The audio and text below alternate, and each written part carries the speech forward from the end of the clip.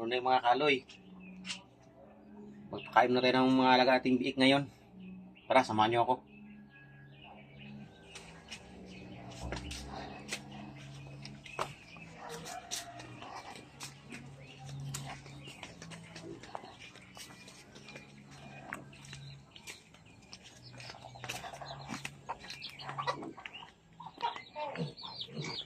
Ito yung agak ng mga biik mga kaloy.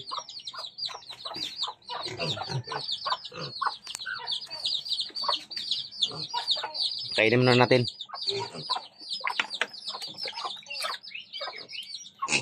Kunting tubig lang muna. Bago page.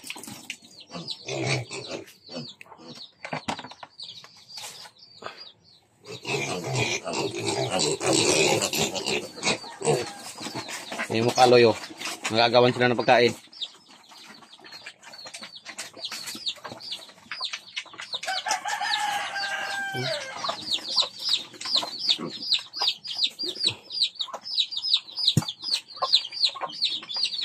Yan.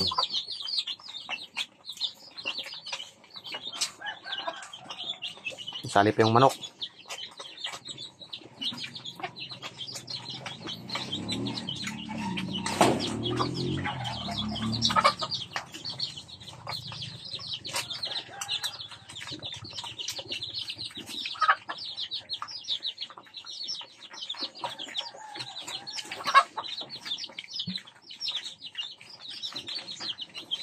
Mag-ano pa yung mga kaloy, mga isang buwan pa lang sa akin.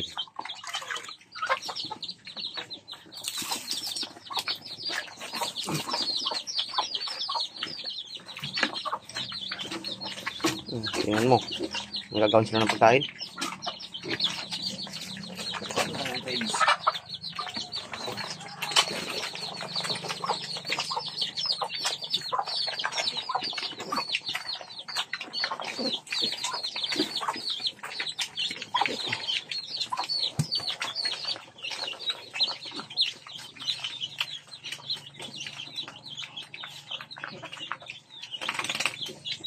Marami pang pitch yan mga kaloy yung ubusin nila.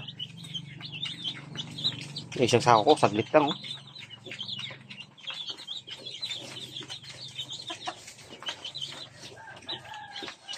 Magkano ng kilo ng baboy ngayon?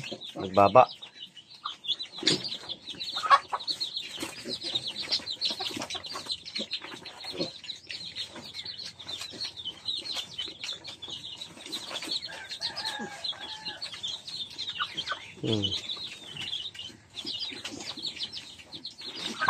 Magkadala siya para magpailaga kang baboy. Kasi tuwing pagpakain ka, parang mag-add sa pakiramdam. Masarap sa feeling.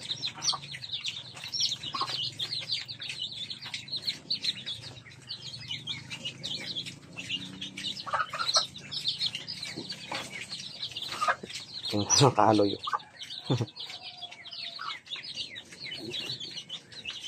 Ito yung bunso, yung maliit, mga kaloy yan.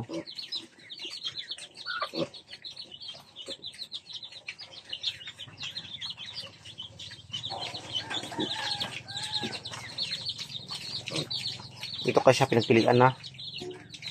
May nauna pa kaya sa atin na nagbili. Kaya nakuha natin, medyo maliliit. Pero okay naman kasi matakaw kumain.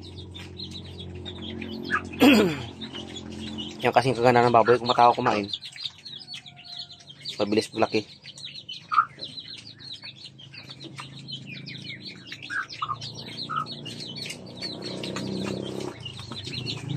Mga kasi mga kaaloy, pag marami kasi nag-aagawan sila. Hindi ko na nilagyan ng division yung kulungan ko. Ito lang ang area ng kulungan ko mga kaaloy. Dito sana may division yan dito. Kasi hindi ko tinuloy. Kasi mas maganda marami.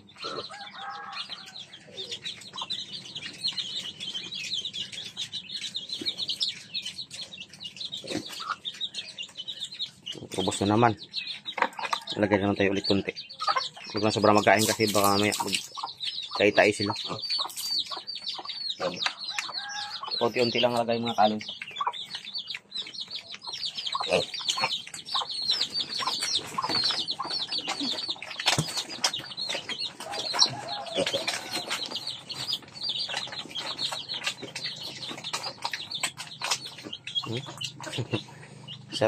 Masarap tingnan pag nagagawan sila.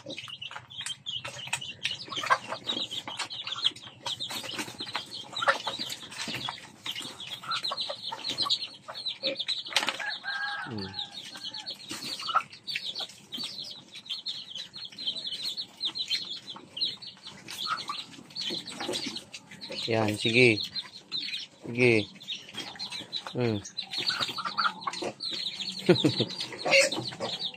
Yan. Matapang din mait mga kaloy, oh. Nagalaban din.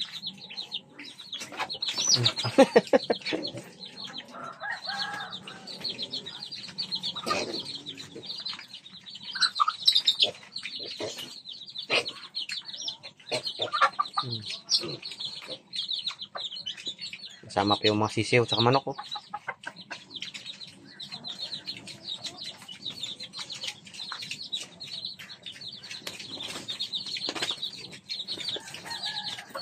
Doon sa kabilang mga kaloy, meron pa ako doon. Dalawa.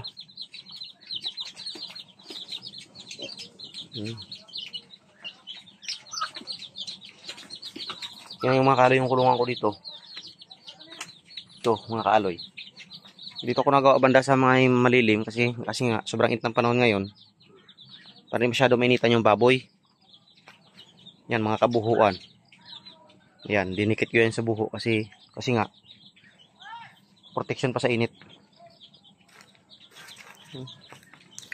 Mga kaaloy. Mga kaaloy, tingnan nyo. Kulungan. Yan, mga kabuhuan. Ito yung kahoy, mga kaaloy.